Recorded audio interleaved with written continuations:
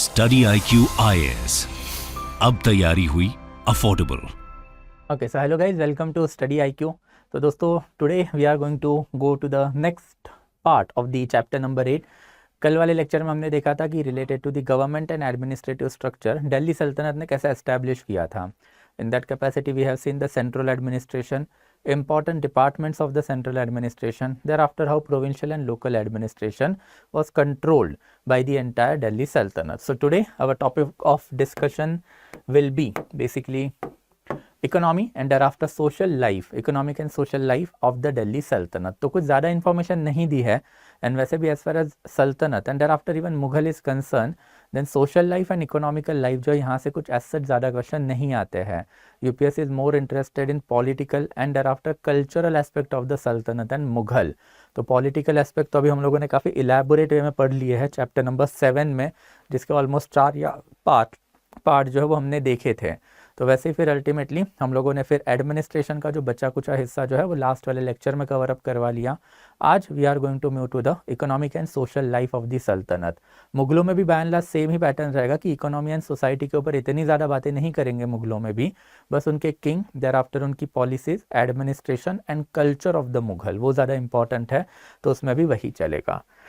So let's just go, okay? But again जाने से पहले if you are having any doubt, since these are the recorded lectures, right? ये सारे recorded lecture रहेंगे अभी, तो अगर आपको कोई doubt रहेगा then feel free to drop message on my personal Insta channel, and फिर you will get the PPT as well as crux of the NCERT जो हमेशा प्रोवाइड करते हैं हम लोग on the Telegram channel of mine, okay? तो Telegram channel as well as Instagram channel depending upon your necessity you can feel free to reach us there, ठीक है? तो आगे बढ़ते हैं एक एक करके फिर धीरे धीरे, ओके. सो अगेन जाने से पहले ये मैंने आपको कल भी इसके बारे में बताया था, ये प्रोग्राम जो है बाय एंड लार्ज इक्विवेलेंट है जो हमारा इंग्लिश वाला बैच चलता है उसमें वैसे ही, एंड फिर ये आज से चालू भी हो रहा है. So if you are from 2024 background and आपको अगर बेसिकली अच्छे से या फिर इफेक्टिव तरीके से आपके prelims as well as mains का पूरा प्रिपरेशन करना है, then this is the program that I can suggest to you. तो इसके ऊपर कल भी मैंने थोड़ी बहुत बात की थी, एंड फिर पहले वाले लेक्चर से इसके ऊपर मैंने इलेबोरेटली बताया भी था कि जो फाउंडेशन कोर्स है उसका इंपॉर्टेंस क्या है. बट अगेन इन नटशेल जो फाउंडेशन कोर्स होता है it will give you the right direction to prepare your UPSC. तो अगर आप पहले न्यू कमर हो, आपको यूपीएससी के बारे में ज़्यादा आइडिया नहीं है, तो ऐसा कभी नहीं होता है कि खुद के बेसिस या फिर सेल्फ प्रिपरेशन पे यूपीएससी नहीं निकलेगी. It will take time for sure, but बहुत टाइम कंज्यूमिंग प्रोसेस जो है वो हो जाती है. एंड फिर if you are ready for that time consuming 4-5 attempt फिर तो ठीक है, बट अगर आपको जल्दी जल्दी क्लियर करना है देन ऑब्वियसली एक अच्छा फाउंडेशन कोर्स जो है that has to be there. And since it is in Hindi, आज से ही चालू हो रहा है बेसिकली है, तो अभी भी टाइम गया नहीं है, and you can use the code SN Live to avail the maximum possible discount. तो काफ़ी बढ़िया कोर्स है if you are from 2024 background, and if you are from the Hindi medium background then obviously आपके लिए काफ़ी अच्छा है, ओके. तो let's move to the actual topic of discussion today, economic and social life of the Delhi सल्तनत. कल हमने administration करके रखा था, तो आज इसके ऊपर जाते. तो सबसे पहले तो टाउन लाइफ के बारे में जो है इन्फॉर्मेशन दे के रखी है. नाउ टाउन्स में कौन रहेंगे, देन ऑब्वियसली टाउन्स में सारा का सारा एलाइड सेक्शन जो है वही रहेगा. बट अब यहाँ पे क्या है, देन इस्लामिक टाउन्स जो है वो अब you can say that north India में बढ़ने लगे हैं. एंड फिर इस्लामिक इन्वेडर्स थे, we have seen that this people were invaders जो अल्टीमेटली इंडिया में सेटल डाउन हुए. एंड दैट्स वाई फिर इस्लामिक इन्वेडर जब अर्लीस्ट लेवल पे इंडिया में आए तो उन्होंने इंडिया में गैरिसन टाउन बनाने चालू कर दिए. Now what is garrison town? Garrison town is nothing but basically a sort of the camp town. तो जहाँ जहाँ पे सुल्तान जाता था that particular area itself will become a town, and फिर वो पर्टिकुलर टाउन को जो है बेसिकली गैरिसन में भी कन्वर्ट किया जाता था, ओके. गैरिसन मतलब मिलिट्री एस्टेब्लिशमेंट हुआ करता था. तो since Sultan maximum period of time Delhi के सराउंडिंग में रहता था, तो दैट्स व्हाई दिल्ली में फिर मल्टीपल गैरिसन टाउन जो है ये इन्होंने बना दिए हैं. जैसे कि पुरानी दिल्ली है, there after we have got say for example Siri, there after we can even talk about Kotla वाला area, that is Firoz Shah Kotla वाला एरिया. तो ऐसे मल्टीपल गैरिसन टाउन जो है वो ये लोगों ने बनाना चालू कर दिए. एंड फिर ये गैरिसन टाउन मतलब वही है, सुल्तान जहाँ पे रहेगा it will act as a camp of the sultan, and फिर that particular area itself will become a town. तो जो गैरिसन टाउन का कंसेप्ट है somewhere around 12th century AD India में बहुत ज़्यादा लेवल पे चलता था, because all of this people were ultimately invader. And in that capacity इनको हमेशा से ये डिलेमा रहता था कि इंडिया में रहे या फिर वापस जाए। एंड दैट्स व्हाई फिर इंडिया में इन्होंने कभी कोई majority of the time structure, permanent structure नहीं बनाया, बस इनके कैंप जिस एरिया में लगे हुए रहते थे बस वहीं पे इन्होंने अपने इनिशियल लेवल के आर्किटेक्चर जो है वो बनाया। जैसे for example Qutub Minar complex पकड़ लेना, मेहरौली वाला कॉम्प्लेक्स, अलाई दरवाज़ा है, देर आफ्टर फिर कुव्वत अल इस्लाम है, कुतुब मीनार है, ये तीनों आपको एक ही जगह पे जो है मिलेंगे। ये अर्लीस्ट लेवल पे गैरिसन टाउन हुआ करते थे, तो ये बेसिकली इस्लामिक पॉपुलेशन जो है सुल्तान से एसोसिएटेड सब यहीं पे रहती थी। एंड फिर यहीं पे इन्होंने छोटे मोटे जो अपने आर्किटेक्चरल मार्वल जो है वो बना के रखे थे। And since ultimately we can say that it was a garrison town, then फिर ये कॉम्पोजिशन कैसे होगा, देन सुल्तान को लगने वाले सारे के सारे जो लोग हैं वो इसी पर्टिकुलर गैरिसन टाउन में रहेंगे। देन सुल्तान, उसकी नोबिलिटी, उनके सारे स्लेव्स रहेंगे या फिर उनके लिए काम करने वाले बाकी के सारे लोग। And hence population was always miscellaneous, right. जब आपका टाउन लाइफ होगा या फिर अर्बन लाइफ होगा, देन अर्बन लाइफ में आपके जितने भी इंपॉर्टेंट ये होता है that is basically constituent unit होता है वो हमेशा मिसलेनियस या फिर we can say that heterogeneous ही होते हैं। एंड इन दैट कैपेसिटी फिर lesser noble, there after clerk, there after फिर डिफरेंट गवर्नमेंट ऑफिसर्स, आर्टिजान, बेगर, शॉपकीपर, आपको ये सारे के सारे लोग जो है ये बेसिकली मिलेंगे। कहाँ पे मिलेंगे, देन ऑब्वियसली इनके टाउन लाइफ में मिलेंगे। Thereafter slavery, as far as slavery is concerned, then slavery के बारे में इंफॉर्मेशन हमको सबसे बढ़िया तरीके से किसी ने दी है, देन वो हम लोगों को दी है इब्न बतूता ने। इब्न बतूता ने एक बुक लिखा है रहला। ये इब्न बतूता इंडिया में जब आया था तो at that time Mohammad bin Tughlaq जो है he was basically the raining king और रेनिंग सुल्तान ऑफ दिल्ली। इसके बारे में हम देख भी चुके हैं। एंड फिर मोहम्मद इब्न बतूता का जो रहला है that becomes a primary source of information on the slavery. रहला में बहुत प्लेन एंड सिंपल तरीके से इब्न बतूता ने ही हमको इन्फॉर्मेशन दी है कि मुल्तान के मार्केट में से उसने सुल्तान मोहम्मद बिन तुगलक के लिए स्लेव खरीदे, वो स्लेव उसने अल्टीमेटली मोहम्मद बिन तुगलक को दे दिए। इन रिटर्न सुल्तान मोहम्मद बिन तुगलक ने अपना हारेम है वहाँ से कुछ फीमेल स्लेव जो है वो इसको दे दी। किसको, देन अपना ये जो है दैट इज़ इब्न बतूता है उसको दे दी। तो from this aspect we get to know कि दिल्ली में एज वेल एज मुल्तान में इलेबोरेट स्लेव मार्केट थे। एंड फिर ये स्लेव मार्केट में ultimately women as well as male दोनों पॉपुलेशन जो है उनको बेचा जाता था।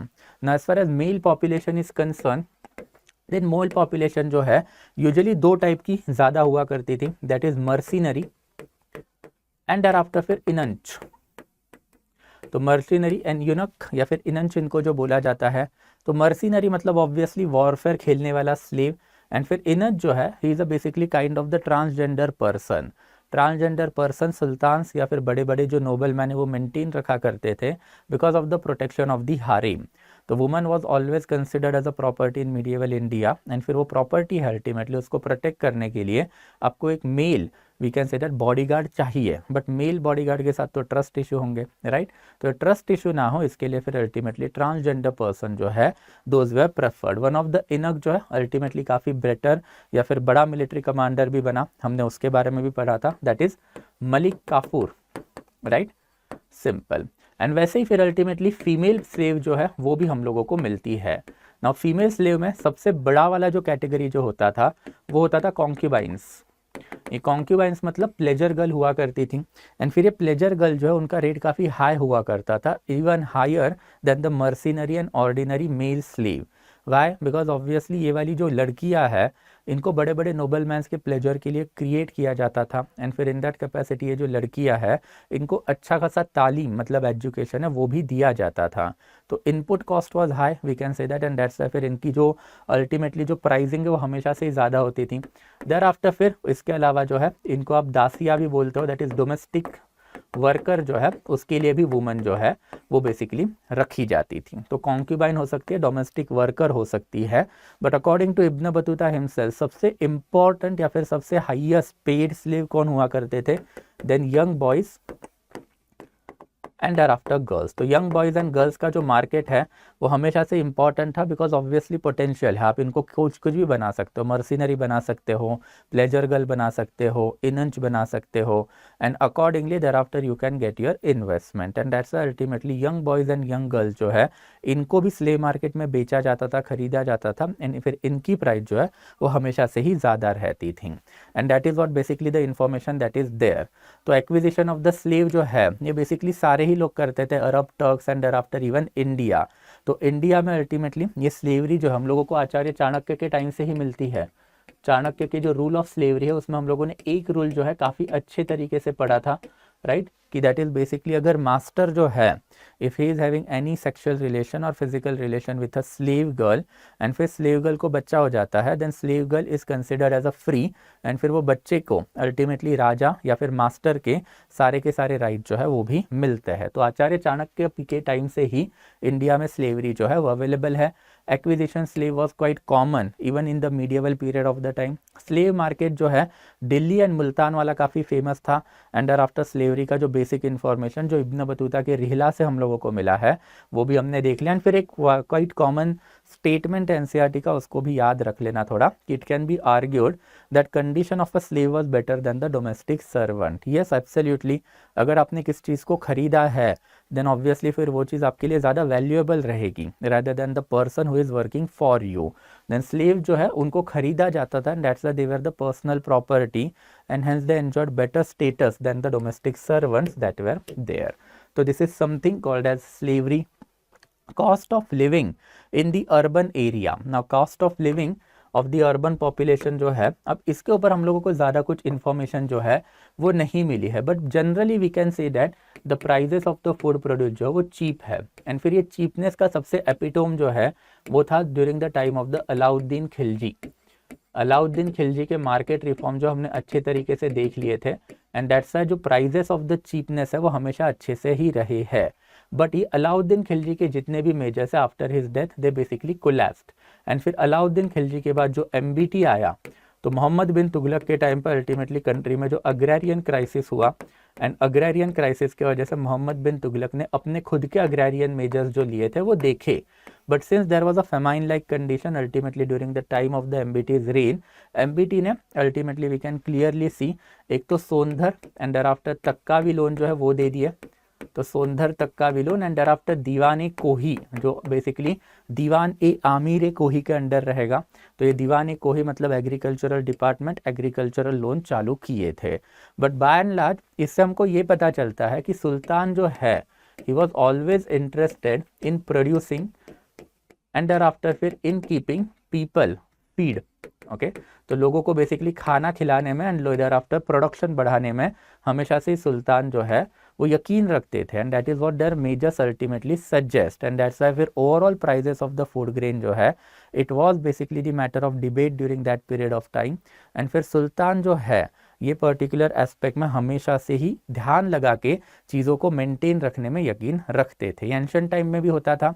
During the time of the Chandragupta Maurya हमने देखा था कि चंद्रगुप्त मौर्य ने इंस्ट्रक्शन दिए थे अपने सोहगुरा कॉपर प्लेट इंस्क्रिप्शन में टू मेंटेन कोष्ठगारा, मतलब जो धान का भंडार है उसको मेंटेन रखना है।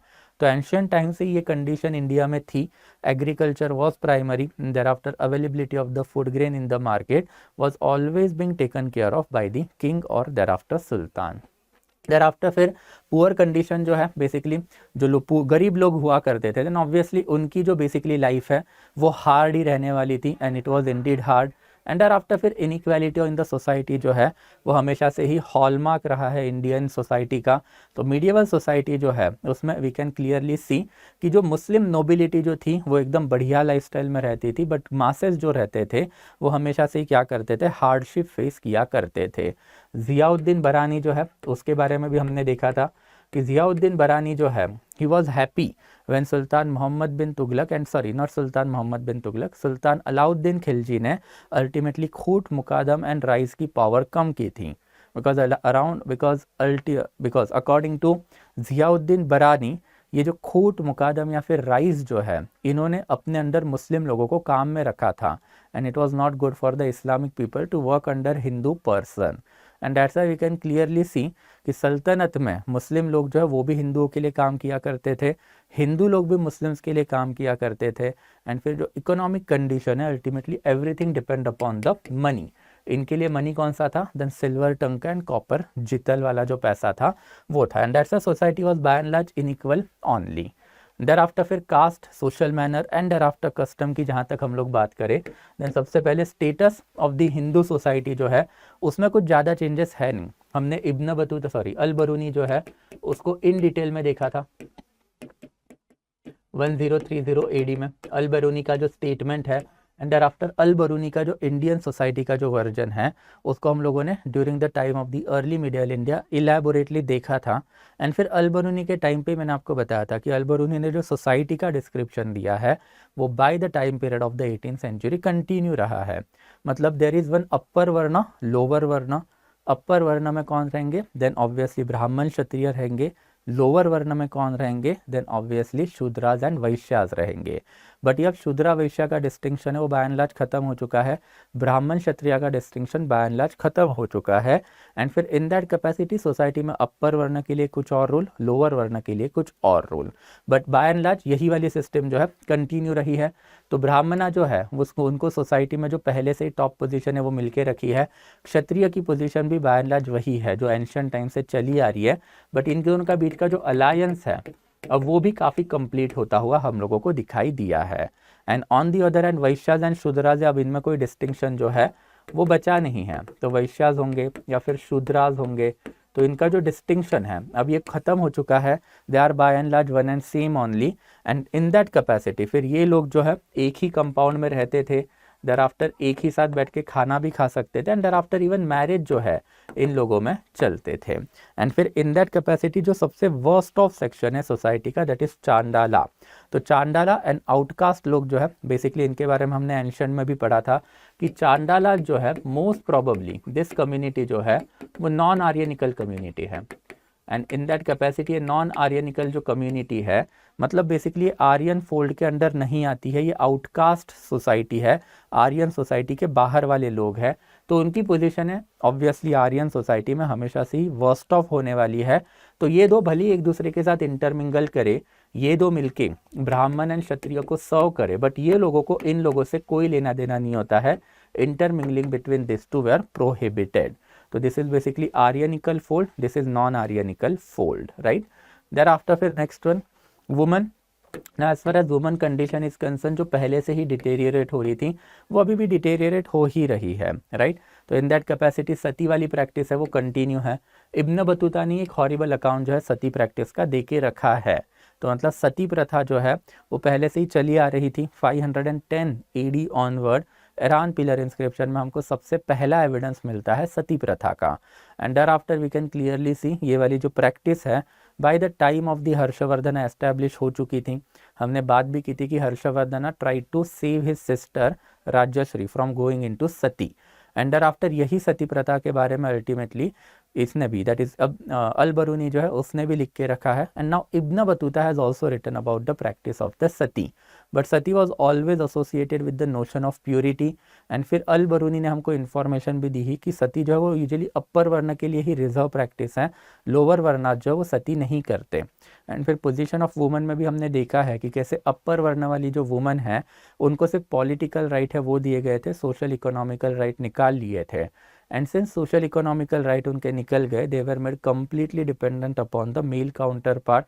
On the other hand lower varna वाली जो वुमन है उनको पॉलिटिकल राइट एज सच नहीं थे, बट सोशल इकोनॉमिकल राइट थे। And that's why they were not dependent upon the male counter part. And hence after the death of male counter part ये जो woman है they could continue their existence या फिर survival independently. But sati practice जो है by and large continue है। There after right to property जो है, ये राइट टू प्रॉपर्टी वाला जो थियरी है, ये right to property basically woman को जो है एंशिएंट टाइम में भी कहीं कहीं जगह पे दी गई है। जैसे स्त्री धन जो है ये हमेशा से वुमन का खुद का रहा है, वैसे फिर during this period of the time एक इनको पास अभी भी प्रॉपर्टी का राइट था कि अगर हस्बैंड का कोई बेटा नहीं है देन ऑब्वियसली वो हस्बैंड की सारी प्रॉपर्टी जो है वो वुमन की बन जाती है। Only if that property is independent, मतलब वो प्रॉपर्टी जॉइंट नहीं होनी चाहिए। तो इंडिपेंडेंट हस्बैंड की प्रॉपर्टी बीबी की बन जाएगी कब? Only when there is no son. And there after फिर पर्दा सिस्टम जो है ये भी इस पीरियड ऑफ टाइम में अल्टीमेटली क्या हुआ है, देन वाइड स्प्रेड जो है इंडिया में हुआ है। पर्दा सिस्टम के बारे में भी हमने देखा था कि post Gupta post Vardhan period में somewhere around 7th century AD onward ये प्रैक्टिस जो है इंडिया में आई है। एंड फिर इसी पीरियड ऑफ टाइम में अरेबियन कल्चर या फिर अरेबिक इन्वेजन इंडिया में हो रहा था। तो that's why there is misnomer also कि अरेबिक लोग या फिर टर्क्स लोगों का इन्फ्लुएंस है ये पर्टिकुलर प्रैक्टिस के ऊपर, बट उसके ऊपर अब बहुत सारी डिबेट है। तो दैट्स व्हाई फिर वो वाली लाइन हम लोग यूज़ नहीं करेंगे। जस्ट रिमेंबर कि late ancient early medieval period से से ही ये पर्दा सिस्टम जो है वो इंडिया में आ गया था। एंड देयर आफ्टर फिर अल्टीमेटली कस्टम, ना as far as custom is concerned, then obviously division of the society बहुत ज़्यादा लेवल पे था एंड सोसाइटी में जो है यूजुअली कोई भी इंटरेक्शन जो है वो भी कम था। अब डिवीजन ऑफ द सोसाइटी जो है वो रेशियल ग्रुप पे भी था and thereafter ethnic group में भी था। तो रेशियलिज्म एथनिसिटी के ऊपर जो डिवीजन जो है वो ऑब्वियसली किस में होगा, then obviously Turk, thereafter Tajik या फिर तुरानी लोग जो हुआ करते थे वो, there after we can even say Afghan जो लेटर ऑन नोबिलिटी में आए वो, देयर आफ्टर इनके अलावा हम लोग हिंदूज की बात कर सकते हैं या फिर हम लोग हिंदुस्तानियों की बात कर सकते हैं, राइट। तो there was multiple section within the nobility. Ordinary society की अगर हम लोग बात करें, देन इस्लामिक सोसाइटी जो है इसमें बेसिकली एक अपर क्लास हुआ करता था, लोअर क्लास हुआ करता था। हिंदू सोसाइटी जो है it was obviously based upon वर्णाश्रम धर्म, राइट। तो ब्राह्मण, क्षत्रिय, वैश्य एंड शूद्र। तो multiple divisions in the society जो है वो थे ही एथनिकल एंड रेशियल बैकग्राउंड पे, एंड फिर they hardly interacted with each other and that less interaction जो है वो 12th सेंचुरी का हॉलमार्क था। 12th सेंचुरी जो है उसमें हमेशा से ही हिंदू मुस्लिम्स के बीच में जो दरार थी वो रही। 13th सेंचुरी में भी ये पर्टिकुलर जो basically we can say that जो डिस्टिंक्शन है वो रहा है, बट 13th सेंचुरी में ultimately we can clearly see there was some sort of the intermingling. सबसे पहले हम लोगों को राइहान का नाम मिलता है। राइहान जो है वो बेसिकली हिंदू कन्वर्ट था, मतलब हिंदुस्तानी था, and in that capacity he became the naib of the sultan Mohammad, right. सुल्तान नासिरुद्दीन मोहम्मद जो था उसका नाइब बना था, बालबान को इसने हराया था इफ़ यू रिमेंबर। वैसे हम लोगों को during the time of the Alauddin Khilji एक मलिक नायक नाम का बंदा मिला है जिसने बेसिकली 1305 में मंगोल इन्वेजन जो इंडिया में रोका था। तो ये मलिक नाइक जो है he was basically Hindu person जिसके अंडर पूरे एक इस्लामिक आर्मी अलाउद्दीन खिलजी ने दे के रखी थी, and in that capacity ultimately Malik Naik जो है उसने क्या किया था, पूरा का पूरा मंगोल इन्वेजन जो है 1305 का वो रोक दिया था। Alauddin Khilji was also the first person we can say that जिसने मैरिज अलायंस जो है वो इंडिया में एस्टेब्लिश किए थे between Hindu and thereafter Muslim when he had married Jatyapali who was daughter of Devgir ruler, या फिर देवगिर के जो यादव रूलर है उनकी। तो in that capacity we can clearly see a cultural interaction है 13th century onward ultimately India में चालू हो गया। बट पहले के टाइम पे multiple divisions were there and less social interaction over a period of time. Top to down process है, जो सुल्तान है उन्होंने ही ये प्रोसेस ऑफ कल्चरल असिमिलेशन जो है कंट्री में चालू करवाई, and thereafter a cultural assimilation जो है वो काफ़ी हद तक बढ़ा। देयर आफ्टर फिर रिलीजियस फ्रीडम अंडर द सल्तनत जो है वो हमेशा से इम्पॉर्टेंट है। हमने पहले भी देखा था कि there is something called as policy of ज़िम्मी। ये पॉलिसी ऑफ धिम्मी जो है किसने चालू की थी, ये पॉलिसी ऑफ धिम्मी या फिर ज़िम्मी दोनों वन एंड सेम थिंग होती है, बट ये चालू किया था मोहम्मद बिन कासिम। एंड फिर मोहम्मद बिन कासिम ने ही सबसे पहले ये मान लिया था कि अल्टीमेटली इंडिया में मुस्लिम पीपल जो है वो कभी मेजॉरिटी में नहीं हो सकते बिकॉज हिंदुओं का नंबर बहुत ज़्यादा है। दैट्स वाई उसने फिर अल्टीमेटली जो उशरफ कलेक्ट करना चालू किया उसमें हायर टैक्सेशन जो है हिंदुओं के ऊपर लगाए। उशरफ इज बेसिकली लैंड टैक्स जो बेसिकली नॉन मुस्लिम पॉपुलेशन के ऊपर लगता था वो हायर होता था as compared to the whatever that they were living on the Islamic population. Over a period of time इसी को इन लोगों ने जिजिया कर दिया during the period of the Firoz Shah Tughlaq. And फिर जब जिजिया हुआ तो उसका भी वही पंगा था कि हायर टैक्सेशन जो है वो इंडियन या फिर नॉन इस्लामिक लोगों को देना है। इन रिटर्न सुल्तान इनको क्या देते थे, टोटल इंटरनल ऑटोनॉमी जो है वो देते थे। एंड फिर इन दैट कैपेसिटी हमको बहुत सारे एविडेंसेस मिले हैं कि इवन सुल्तान एंड देयर आफ्टर फिर नोबल मैन जो है they did not interfere into the Hindu religious practices much. But initial phase में इन्होंने टेम्पल तोड़ने वाले काम जो है वो किए थे, एंड फिर टेम्पल जो तोड़े इन्होंने तो उसके बहुत सारे एग्जाम्पल जो वो भी हमको मिले हैं। But when they destroyed temple they as such no had intention of settling down into India. जब उन्होंने सेटल डाउन होना चालू कर दिया बट ऑब्वियसली तब उन्होंने अपने खुद के मॉस्क जो है वो बनाने चालू कर दिए। तो बेसिकली इनिशियल लेवल पे hostility later on peaceful coexistence जो है हमको दिखाई देता है। टॉलरेंट पॉलिसी जो है ये भी हम लोगों को दिखाई देती है, but occasionally we can clearly see ऐसे भी इंस्टेंस है जहाँ पे टॉलरेशन जो है इन्होंने हैम्पर किया है। एंड फिर overall we can say that एक रिसेप्टिव क्लाइमेट जो है कंट्री में डेवलप्ड हुआ था। Under this receptive climate Hindus and Muslim जो है बाय एंड लार्ज एक साथ रहना सीख गए थे, एक साथ रहना इन्होंने चालू कर दिया था। एंड फिर उसमें एक एक्सपेक्ट आता है सूफी सेंट का। ओके, तो सेंटली कैरेक्टर या फिर सूफी सेंट जो है इनका एक बहुत बड़ा कंट्रीब्यूशन रहा है in order to make Islamic religion acceptable to the masses. ये सूफी सेंट के बारे में बाद में पढ़ेंगे कि कैसे अल्टीमेटली डिफरेंट सिलसिलास दैट इज़ ऑर्डर जो है इस्लामिक रिलीजन के और सूफी सेक्ट के इंडिया में एस्टेब्लिश हुआ है। एंड फिर इन्होंने इस्लामिक रिलीजन को अल्टीमेटली एक्सेप्टेबल, लिबरल एंड लोगों में फैलाने का काम जो है वो कैसे किया, तो इसके बारे में बाद में बात करेंगे। But by and large initial level की जो हॉस्टिलिटी है वो धीरे धीरे किस में कन्वर्ट हुई है, वो बेसिकली पीसफुल को एग्जिस्टेंस में कन्वर्ट हुई है। तो ये चीज़ें हम लोग पहले भी देख चुके थे, बट जस्ट इसका भी एक इन्होंने एक समराइज वर्जन दिया है, तो वो समराइज वर्जन हमने देख लिया। That will be it guys part 2 के लिए, राइट। सो चैप्टर 8 भी जो है बाय एंड लार्ज अभी कंप्लीट हो चुका है। Next is basically art and culture of the Delhi सल्तनत। तो आर्ट एंड कल्चर बेसिकली फिर कल या फिर परसों, अब जैसे ही टाइम मिलेगा कल या फिर परसों, I will be finishing up with that also. But again जाते जाते PPT and thereafter crux जो है you will get it on this particular telegram channel, and as far as basically doubts are concerned then doubts के लिए drop me a personal message over here, ठीक है। तो that will be it guys, अभी stop करते हैं, फिर कल मिलते हैं, if not possible कल then day after tomorrow, and we'll be continuing with the art and culture वाला topic. Okay guys, so I'll be stopping now. Thank you so much guys, thank you. Study IQ IAS, अब तैयारी हुई affordable.